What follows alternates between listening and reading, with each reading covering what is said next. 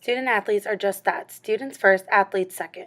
When it comes to dividing sports by gender, it becomes more complicated. Today, more and more students are being comfortable in their own skin and are being true to themselves. If they identify as a specific gender, they should be able to live their life as normal as possible, doing all things that gender does, especially if they want to participate in sports.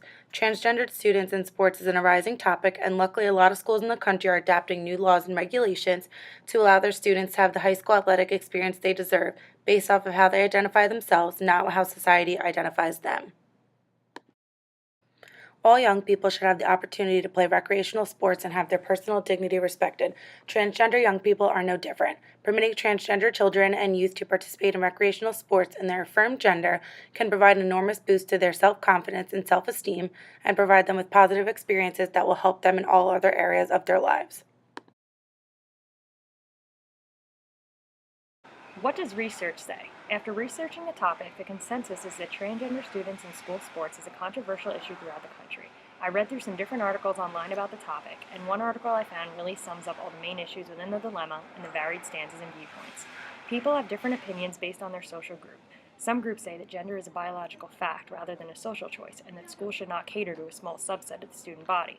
Advocates say that transgender students are typically afraid of bullying or very self-conscious about their bodies, and therefore choose not to participate in sports. Religiously affiliated private schools may not accommodate transgender students on the visiting team.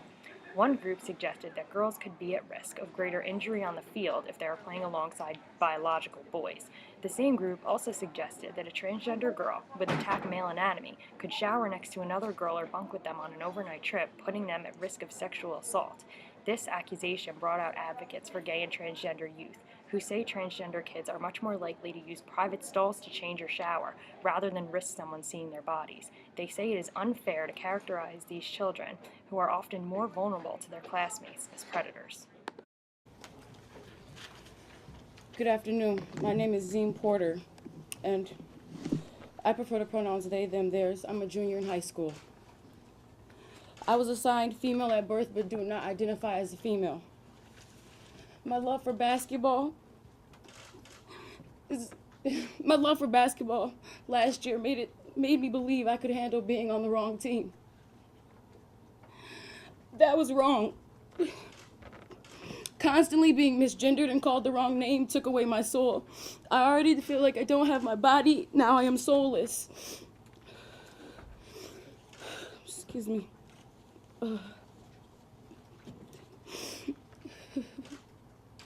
It's hard being misgendered. It's hard saying that when people say that how you feel is a sin, how you feel goes against their religion. But despite my depression increasing and my anxiety increasing on the sports team, I was awarded most valuable player or most improved player. But thank you. But the plaque said the wrong name. The cheers I received was the wrong name. Go girl does not go for me. I'm not a girl. It was a lie. Those cheers are a lie. That plaque is a lie. I played as a lie. Social media can be a tool to promote great change and is able to reach a large number of people quickly. That being said, the opposite is also true. Cyberbullying and harassment is a real threat in our society. Minority groups like transgender people are targets of such attacks. Specifically, there are issues with transgender people competing in different sports. Many receive negative feedback. Sometimes people are also accepting of this change. Here are some examples of what people post online. Permit said, transgender people should not be allowed to compete in sports. A girl transitioning into man has way higher testosterone levels than girls he is fighting, which is an incredibly unfair advantage. There is a reason sports are divided by gender, and it is because men are at peak physique and potential outclass women because of testosterone and other male-specific features. The second one consists of a blog. She said, perhaps no transgender issue brings out more anger than the idea of transgender women competing in athletics. This was evident again when female transgender CrossFit athlete was told, in writing, by the CrossFit governing body that she cannot compete as a woman. She in turn filed suit. However, the most disturbing part of this incident is the offensive and ignorant language used by CrossFit in their letter of explanation.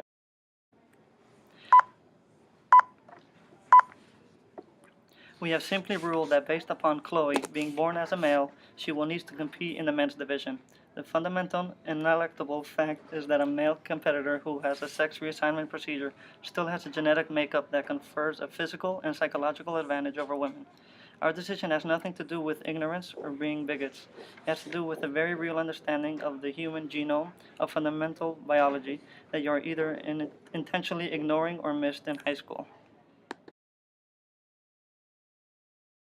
32 states have adopted policies in recent years regarding transgender athletes, according to the National Federation of State High School Associations, with several states placing restrictions on their ability to compete with teammates of their preferred gender. For example, Virginia, Georgia, and North Carolina require students to play on teams based on the gender listed on their birth certificate. At least 10 states and the district allow transgender athletes to play on their preferred teams. In the United States, the 14th Amendment Equal Protection Clause guarantees equal protection under the law and prohibits discrimination based on arbitrary criteria, including prohibitions against inequities rooted in sexual orientation or gender identity. The NJSIAA says a transgender student, defined as a student whose gender identity differs from the student's birth sex, shall be eligible to participate in interscholastic athletics in a manner that is consistent with the student's gender identity under any of the following conditions, such as a legal document that states legal recognition of the student's reassigned sex, a doctor certifies the student has had clinical treatment for transition, or that the student is in process of this transition. Transgender students in school sports impact school counselors and student affairs professionals because it is their job to be knowledgeable and informed about transgender issues in order to best help the students. Transgender students need to be able to speak to their counselor about the struggles and issues they encounter at school, and the counselor needs to have the appropriate knowledge and tools to help the students feel comfortable and thrive.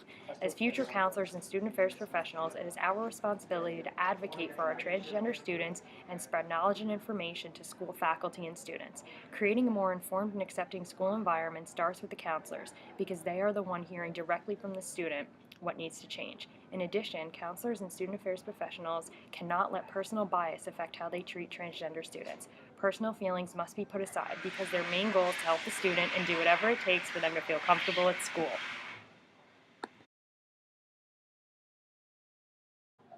As counselors and student affairs professionals, it will be our job to ensure our students' safety and care for them. There will be issues among different groups, such as transgender students who might need help in school. A national survey conducted by the Gay, Lesbian, Straight Educators Network found that 75% of transgender youth feel unsafe in school. The students who persevered had lower GPAs, missed school more often, and were less likely to continue their education. I believe there is a thin line when trying to advocate for one's students because it can make them a target. It is good to make others more mindful, but in the process, you are bringing this group to the spotlight. There will be those who want to help in advocating and those who don't want to change and might lash out. Some ways to advocate are: there will be times where students will be uncomfortable using shared bathrooms. The school's response should be to provide the transgender student with a non-stigmatizing option. Get the families involved. When families and schools work together, it produces a powerful alliance that can create a safe and respectful school for the children's well-being. Allow them to dress how they see fit. They have the right to dress and present themselves according to their gender identity. Have staff take a professional development training on how to create a positive school environment for LGBTQ students. Create a school where students can be their true selves.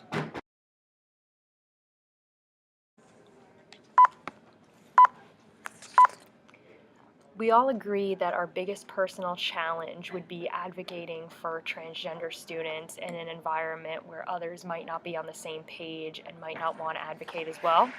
And to combat this challenge, we will just continue to fight for transgender student rights in schools and continue to spread knowledge and information throughout the entire school.